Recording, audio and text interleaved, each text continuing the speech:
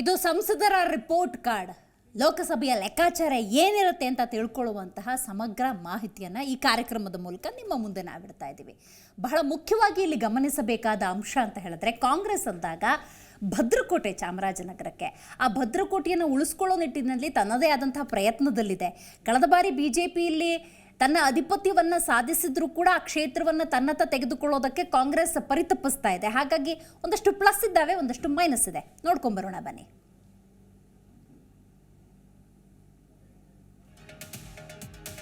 ಮೊದಲನೇದಾಗಿ ಕಾಂಗ್ರೆಸ್ಗೆ ಏನೆಲ್ಲ ಪಾಸಿಟಿವ್ ಇದ್ದಾವೆ. ಸಿದ್ದರಾಮಯ್ಯನವರ ಹವಾ ಇಲ್ಲಿ ಕೆಲಸಕ್ಕೆ ಬರುತ್ತೆ ಅಂತ ಹೇಳಲಾಗ್ತಾ ಇದೆ. ಯಾಕಂತ ಹೇಳಿದ್ರೆ, ಕಳೆದ 9-10 ತಿಂಗಳಿನಲ್ಲಿ ಸಿದ್ದರಾಮಯ್ಯನವರು ನಡೆದುಕೊಂಡಂತಹ ರೀತಿ, ರಾಜ್ಯದ ಜನರ ಹಿತದೃಷ್ಟಿಯಿಂದ ಬಂದಂತಹ ಯೋಜನೆಗಳು ಕೂಡ ಕಾರಣವಾಗಿರಬಹುದು. ಜಾರಿಗೊಳಿಸಿದ 5 ಗ್ಯಾರಂಟಿ ಯೋಜನೆಗಳ ಫಲ ಅನ್ನೋದು ಚುನಾವಣೆಯಲ್ಲಿ ಮತವಾಗಿ ಕನ್ವರ್ಟ್ ಆಗಬಹುದು ಅನ್ನುವಂಥ ನಿರೀಕ್ಷೆ, ಇದು ಪ್ಲಸ್ ಆಗಬಹುದು. ಇನ್ನು 8 ಕ್ಷೇತ್ರದಲ್ಲಿ 7 ಕಾಂಗ್ರೆಸ್ ಶಾಸಕರ ಆಯ್ಕೆ ಆಗಿರೋದು. ಇನ್ನು ಸಂಸದರ ನಿಷ್ಕ್ರಿಯತೆ ಬಗ್ಗೆ ಪ್ರಚಾರ ಮತ್ತು ಟೀಕೆ.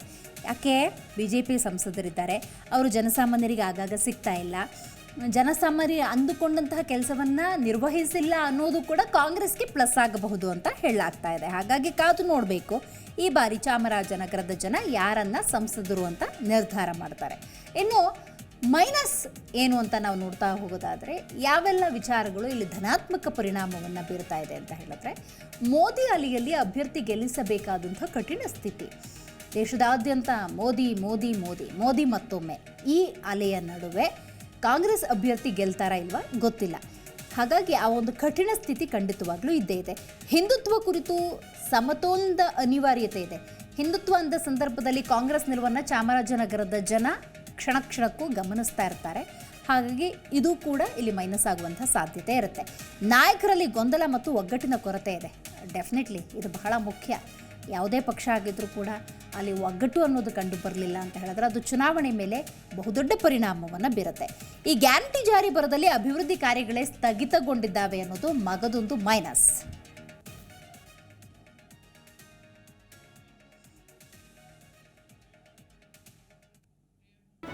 ಜಿ ಕನ್ನಡ ನ್ಯೂಸ್ ಈಗ ನಿಮ್ಮ ಮನೆಯಲ್ಲೇ ನೋಡಿ. ಎಲ್ಲ ಕೇಬಲ್ಗಳಲ್ಲಿ ಈಗ ಲಭ್ಯ. Sun Direct 292, Jio TV 1334, U digital 162, city cable 51, GTPL 17, Abhishek cables 821, rock line telecommunication 51, Shri Basaveshwara number 60, Vinayaka digital number 53, in digital number 896ರಲ್ಲಿ. ನಿಮ್ಮಿಸ್ತದ ಜಿ ಕನ್ನಡ ನ್ಯೂಸ್ ನೋಡಿ ಆನಂದಿಸಿ.